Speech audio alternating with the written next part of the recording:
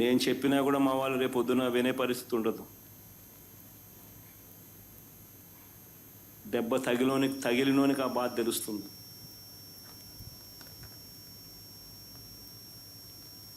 చంద్రబాబు, ఇప్పుడైనా మేలుకో,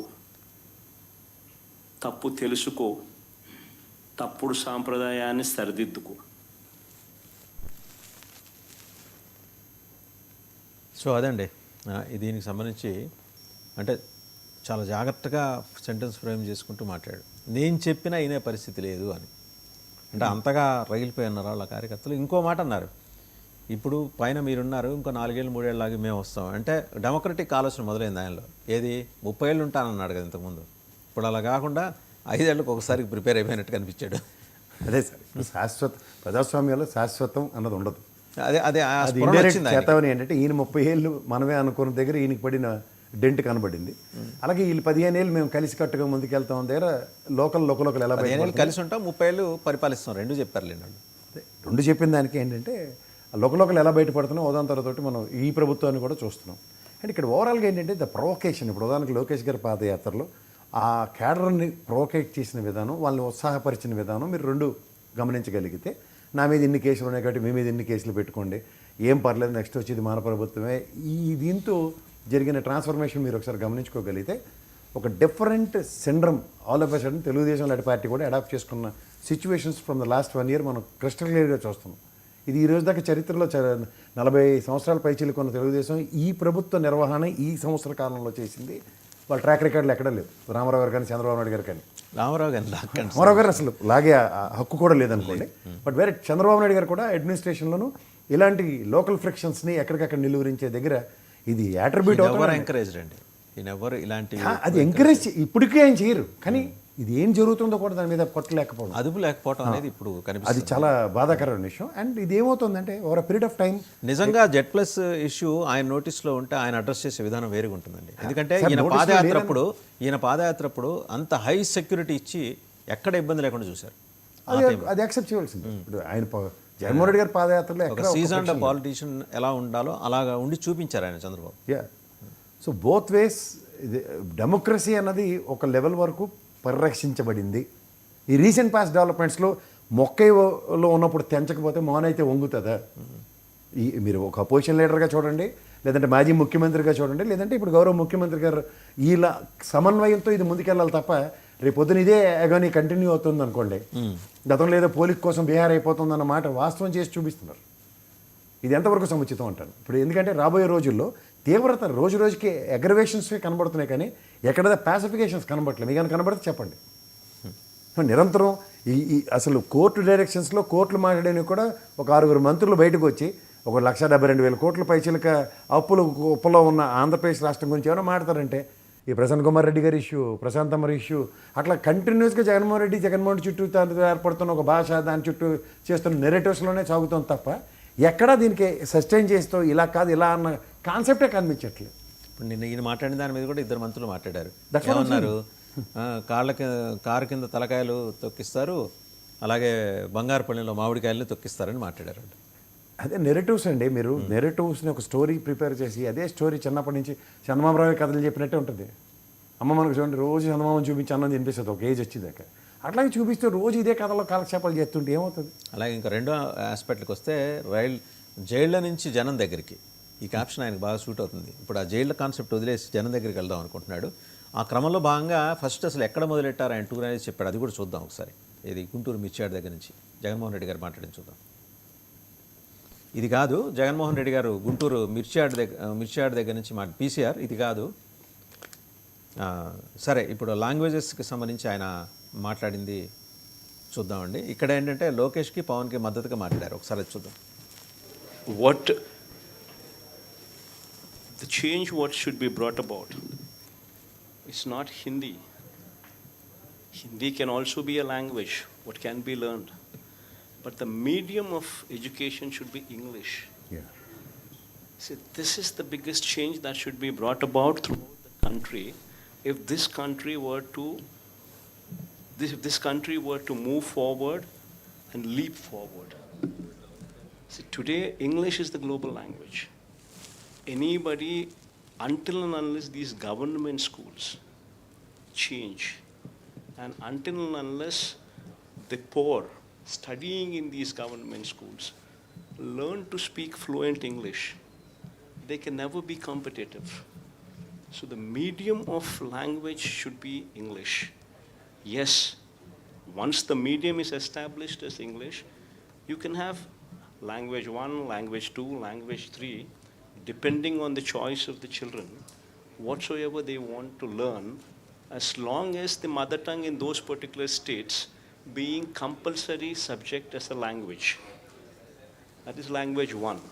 Maybe a language 2, if there is an option, one can always pick Hindi. There's nothing wrong in it. In fact, my first language was Hindi.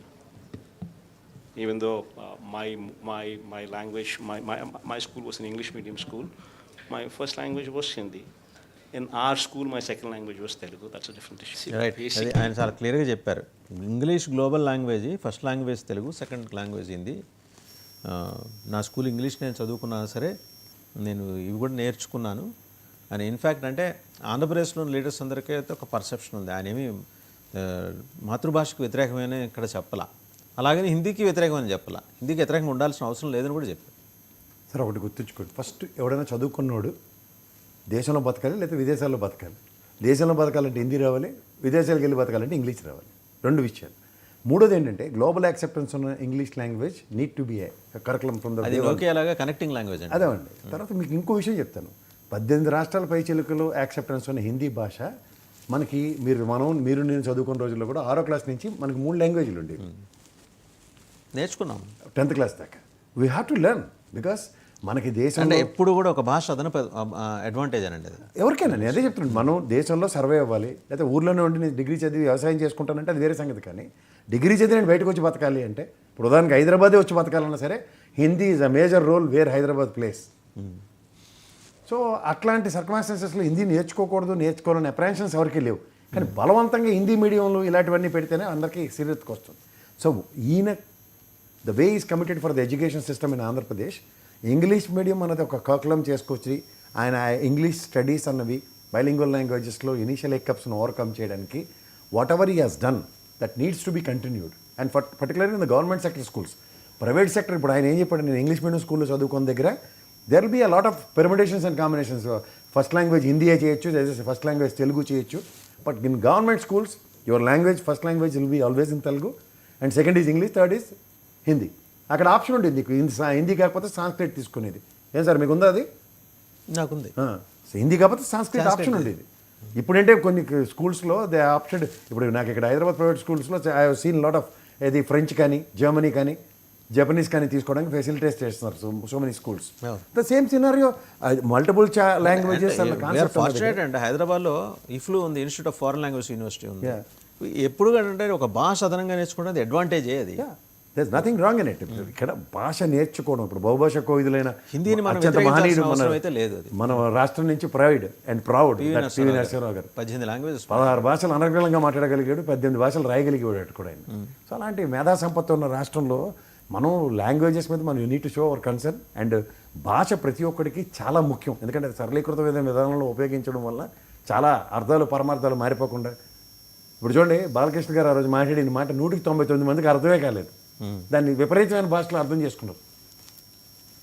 ఆయన అన్నది మక్కి చూసి అంటే దోమలు రక్తం తాగినట్టు తాగారు అన్న కాన్సెప్ట్లో మాట్లాడాడు ఆయన.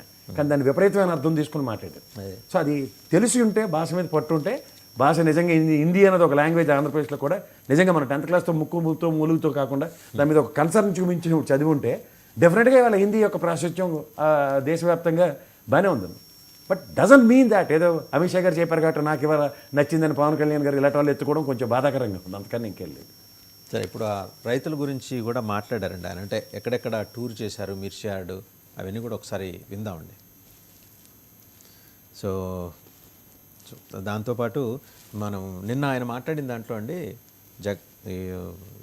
ఇండోసోల్ గురించి కూడా మాట్లాడారు. ఇండోసోల్ని ఉద్దేశపూర్వకంగా రాష్ట్రం నుంచి బయటికి పంపించే ప్రయత్నం జరుగుతుందన్నట్టు మాట్లాడారు. సరే, సర్వేశ్వరెడ్డి ఈయన బినామీ అని టీడీపీ అప్పట్లో ఆరోపణ చేసింది. ఇప్పుడు అదే సర్వేశ్వరెడ్డికి బంజరు భూములు వదిలేసి ఈ మంచి పంట పొలాలు ఉన్న చోట ఇవ్వటం, కరేడు ఇవ్వటం అని ఏంటనే దాన్ని ఈయన క్వశ్చన్ చేస్తున్నారు. అంటే లోకల్స్ ప్రొటెస్ట్ చేశారు కాబట్టి ఈ హ్యాస్ టు ఫోర్గో దట్. మరి ఆయన కట్టిన 500 కోట్లు మీకు ఒక మాట చెప్తా సార్ ఇందులో గవర్నమెంట్ ఆఫ్ ఆంధ్రప్రదేశ్ గమనిస్తుందో లేదో కరేడు రైతులు వచ్చి జగన్మోహన్ రెడ్డి గారిని సంఘీభావం ప్రకటించమని చెప్పడం ఈయన కన్సర్న్ చూపించడంలో తెలియకుండానే క్లీన్ చిట్ ఇచ్చారు. The acquisition of 1000 acres towards Indosol కంపెనీకి పవర్ ప్రాజెక్ట్కి ఏదైతే ల్యాండ్ తీసుకున్నారో ఈ ల్యాండ్కి సంబంధించిన అవసరంలో అప్రహెన్షన్స్ లేవు గవర్నమెంట్ ఆఫ్ ఆంధ్రప్రదేశ్కి అండ్ కరేడు రైతులకు కూడా. మీరు గమనించారా? కరేడు రైతులకు ఎప్పుడైతే ఆ 1000 acres మీద అప్రహెన్షన్స్ లేకుండా ఈ రిమైనింగ్ 8000 acres ఎక్విజిషన్ మీదే అప్రహెన్షన్స్ ఉన్నాయి. Please note this point. రెండో పాయింట్ ఇందులో మీరు గమనించట్లేదు, స్టేట్ ఎక్స్చెకర్కి 500 కోట్లు రాబడి మీరు బినామీ అని చెప్పి సర్వేశ్వర రెడ్డి పేరు ఎత్తొచ్చు, కానీ నేను ఎత్తలేను, వాళ్ళు మీరని కాదు, ఇన్ జనరల్గా చెప్తున్నా, మీరు don't take it you as personally. Sarveshwara Reddy బినామీ అయినా సరే ఇదే సర్వేశ్వర రెడ్డితో 8000 ఎకరాలకి ఏ బాటలు పునాదులు పడ్డాయో ఒకసారి చెప్పండి. కానీ అక్కడ ప్రొటెస్ట్ వస్తుంది, మీరు గమనించండి. ఎందుకంటే ఆ ప్రొటెస్ట్ వల్ల ఇప్పుడు అతను దాన్ని వదులుకోవాల్సిన పరిస్థితి ఉంటుంది. ఎందుకు వదులుకుంటారు? అక్కడ 1000 ఎకరాలు మాగాడి, 1000 ఎకరాల్లో ఏమో పండ్ల తోటలు అదే వదిలేయండి. ఈ కన్సర్న్స్ ఓన్లీ అండ్ 8000 ఇండోసోల్ అనేది మీకు మీరే చెప్పారు ఇంతకుముందు. 1000 acres లో ప్లాంట్కి ప్రాబ్లం లేదు, రిమైనింగ్ 8000 acres తీసుకోబోతున్నారు వెనక్కి ఇస్తారు. ఇంకొక ఆప్షన్ ఉండదు సార్.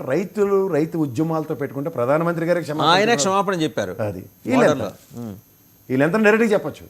మీకు ఇక్కడ ఒక విషయం, మీకు విషయం తెలుసా, 1000 acres విషయం తెలుగుదేశం పార్టీ అఫీషియల్గా వాళ్ళకి ఓరల్ ఇన్స్ట్రక్షన్స్ ఇచ్చింది, ఎవరు కూడా ఇండోసోల్ మీద మాట్లాడమాకండి. అది మరి వాళ్ళు మాటపత్తి సరిపోద్ది. పిల్లి కూడా కళ్ళు మూసుకొని పాలు తాగుతుంది. వాళ్ళ వాళ్ళు ఎవరు అదే చెప్తాను సార్, పిల్లి కళ్ళు మూసుకొని పాలు తాగుతుంది, నన్ను ఎవరు చూడట్లేదు అనుకో.